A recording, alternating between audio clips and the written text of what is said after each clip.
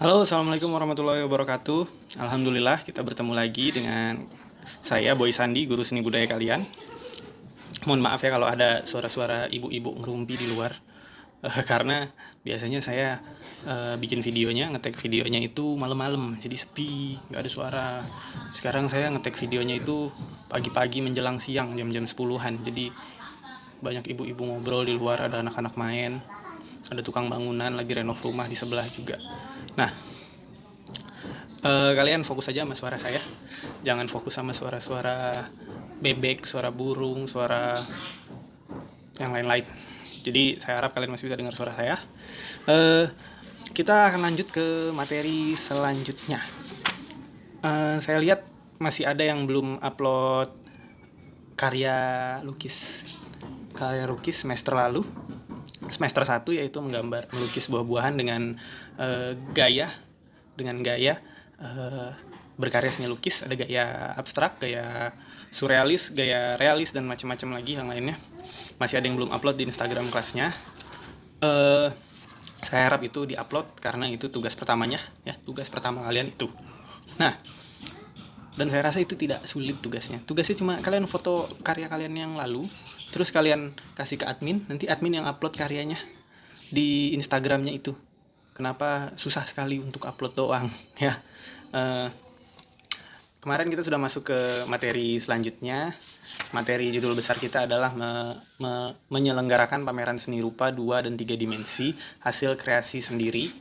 Kemudian kita masuk ke judul perancangan pameran seni rupa 2 dimensi dan 3 dimensi hasil karya sendiri. Itu juga sudah kita bahas. Kemudian jenis-jenis pameran seni rupa. Nah, materi jenis-jenis pameran seni rupa itu yang kita bahas adalah pameran tetap. Pameran tetap yang pertama, yang kedua pameran temporer. Pameran temporer itu ada 4. Yang pertama pameran tunggal, yang kedua pameran bersama, yang ketiga pameran kerjasama, dan yang terakhir pameran khusus. Itu semua sudah saya jelaskan.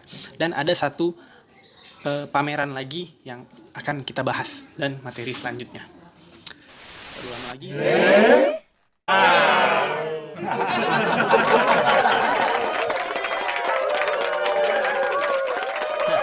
Jenis pameran selanjutnya itu adalah pameran keliling. Pameran keliling ini ya sudah jelas ada kata kelilingnya, berarti dia pamerannya itu bersambung, continue. Nah, pameran keliling dilakukan dengan cara menyajikan karya-karya koleksi lembaga profesional, pemerintah, ataupun karya seni dari luar instansi ke berbagai daerah di Indonesia ataupun ke luar negeri. Kegiatan ini merupakan hasil kerjasama berbagai pihak. Durasi penyelenggaraan pameran minimal 10 hari atau 1 minggu ya biasanya. Nah, pameran keliling ini yang gampangnya ya, kayak kalau kalian punya satu band atau satu musik yang kalian suka, kemudian musik itu merilis lagu baru atau album baru, biasanya musisinya itu akan roadshow ke berbagai daerah di Indonesia, biasanya dari Sumatera sampai ke Papua. Jadi mereka akan menampilkan performance bandnya di roadshow tadi. Jadi mereka akan mempertunjukkan karya-karyanya dari satu kota ke kota lain. Nah, itu adalah festival musik keliling atau promosi dari album tersebut. Jadi dia akan melakukan roadshow ke berbagai daerah. Nah, atau yang gampangnya kalau kalian tahu stand up comedy yang namanya Panji Pragiwaksono, itu dia melakukan world tour. Jadi karya stand up-nya itu satu materi solid, misalkan dibawakan dalam waktu 1 jam, itu dari berbagai negara. Dari Indonesia, biasanya acara puncaknya adalah di Indonesia, di Jakarta. Kemudian dia ada di Surabaya, kemudian dia ada di Bali, kemudian dia roadshow ke luar negeri, misalkan ke Amsterdam, ke Australia, ke Sydney, kemudian ke New York, kemudian ke India dan segala macamnya itu. Jadi mereka melakukan memamerkan karyanya secara roadshow keliling-keliling. Begitu juga dilakukan oleh seniman Indonesia. Biasanya itu dilakukan atas dasar event. Jadi ada pamerannya hampir sama seperti pameran bersama. Jadi ada seniman-seniman banyak yang mengumpulkan karyanya dalam satu instansi atau satu instansi swasta. Kemudian karya itu dipamerkan secara keliling, secara bergantian dari satu kota ke kota lain atau dari satu negara ke negara lain. Atau karyanya itu adalah karya pameran tunggal. Karya pameran tunggal, jadi senimannya cuma satu. Misalkan ada satu seniman legendaris, misalkan kita sebut karyanya Avandi. Kalian tahu Avandi, pelukis Indonesia yang sangat terkenal. Dia karya koleksinya digabung, kemudian dari gabungan karya-karyanya itu dipamerkan secara keliling, misalkan dari Jakarta, kemudian di Bandung, kemudian di Jogja, kemudian ke Padang, kemudian ke Kalimantan, Sulawesi, Papua, dan sebagainya macamnya. Nah, itu disebut pameran keliling. Jadi, karya yang sama dipamerkan di tempat lain secara bergantian.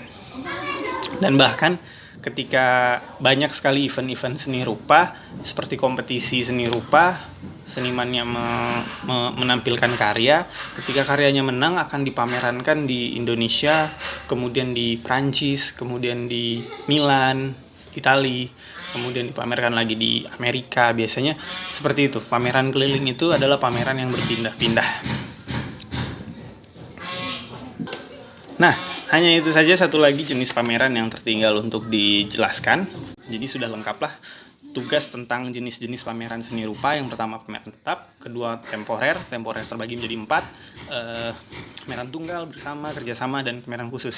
Yang ketiga adalah pameran keliling atau travel pameran tersebut. Nah, mungkin sampai situ saja materi selanjutnya. Tadi saya sudah tambahkan satu pameran keliling dan kita masuk ke rancangan pameran seni rupa 2 dan 3 dimensi hasil karya sendiri. Nah, minggu depan kita akan masuk ke pelaksanaan pameran. Saya mungkin bisa jadi kita masuk ke, saya akan memberikan tutorial membuat karya. Nah, seperti yang sudah saya jelaskan, biasanya di kegiatan pembelajaran seni budaya pasti ada yang namanya praktek seni budaya. Nah, semester lalu kita sudah belajar atau praktek berkarya 2 dimensi, yaitu lukis. Nah, di semester ini saya ingin kalian untuk praktek 3 dimensinya. Jadi, karena judulnya berkarya seni rupa 2 dimensi dan 3 dimensi, jadi kalian harus membuat karya 3 dimensi. Ya, bisa jadi mungkin minggu depan kita masuk ke materi selanjutnya atau membuat karya 3 dimensi. Nanti saya berikan tutorial. Seperti biasa kalian akan membeli bahan prakteknya. Nah, kecuali alat prakteknya pasti ada. Alatnya biasa seperti pensil, gunting, penghapus, dan lain sebagainya. Nah, bahannya akan saya terangkan minggu depan. Saya akan titip di satu toko di dekat MAN yang kalian bisa ambil di sana. Kemudian minggu depan lah saya jelaskan seperti apanya. Tapi yang saya harapkan kalian bisa mempersiapkan uang untuk membeli bahan prakteknya, ya. Seperti biasa yang dari dulu saya jelaskan, kalau pembelajaran seni budaya pasti ada kegiatan praktek berkeseniannya, ya. Nah, nanti akan saya bikinkan tutorial, saya berikan bahan praktek, dan kalian bisa berpraktek di rumah. Nah, untuk kegiatan praktek ini akan saya berikan waktu beberapa minggu untuk pembuatannya. Mungkin itu saja. Sampai berjumpa lagi di minggu depan di materi selanjutnya. Semoga kalian tetap sehat, tetap baik-baik saja. Saya pamit. Assalamualaikum warahmatullahi wabarakatuh.